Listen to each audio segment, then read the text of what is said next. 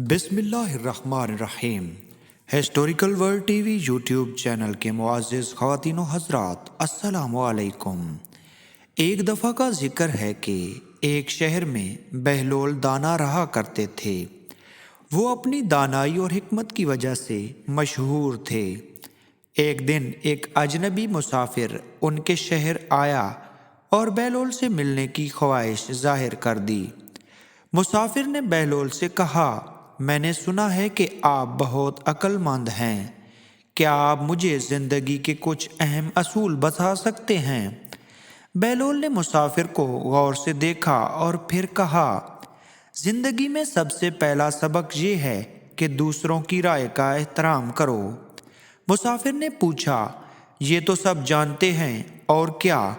बहलोल ने मुस्कुराकर जवाब दिया, दूसरा सबक ये है कि कभी कभार खामोश रहना बेहतर होता है। मुसाफिर ने मजीद सवाल किया, और तीसरा? बहलोल ने कहा, तीसरा सबक ये है कि हमेशा सच बोलना चाहिए। मुसाफिर ने सोचा कि बहलोल ने बड़ी सादा बातें कहीं, तो उसने कहा, ये तो सभी जानते हैं, आपकी बातों में कोई ख़ास बात नहीं। बहलोल ने मुसाफिर की जानिब गौर से देखा और फिर बोले, यही तो असल मसला है, हम जानते हैं मगर करते नहीं। मुसाफिर ने इनकी बात पर गौर किया और समझ गया कि ज़िंदगी के असल सबक सादा होते हैं, मगर उन पर अमल पैरा होना सबसे बड़ा चैलेंज होता है। ये कहानी हमें सिखाती है कि इल्म का होना काफ़ी ज़रूरी नहीं, बल्कि इस इल्म पर अमल करना बहुत ज़रूरी है। बहलोल दाना अपनी हिकमत की वजह से बहुत ही मशहूर थे। वो एक दिन अपने गांव आए और लोगों की मुश्किलों को हल करने लगे।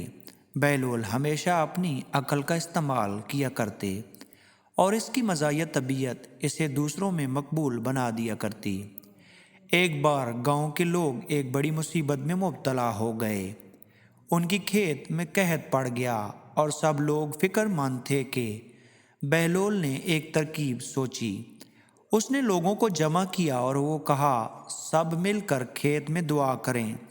उन्होंने दुआ की और बहलोल ने ये जाहिर किया कि इसकी दुआ ने बारिश बरसा दी है। इसने फिर लोगों को समझाया कि मिलकर काम करने से ही मुश्किलात का सामना किया जा सकता है। इसकी अकल और मज़ाह ने गांव के लोगों का हौसला दिया और उन्हें एक नई उम्मीद उजागर की। बहलोल की कहानी हमें ये सिखाती है कि कभी कभार हंसी और अकल के ज़रिए भी हम अपनी मुश्किलात को हल कर सकते हैं।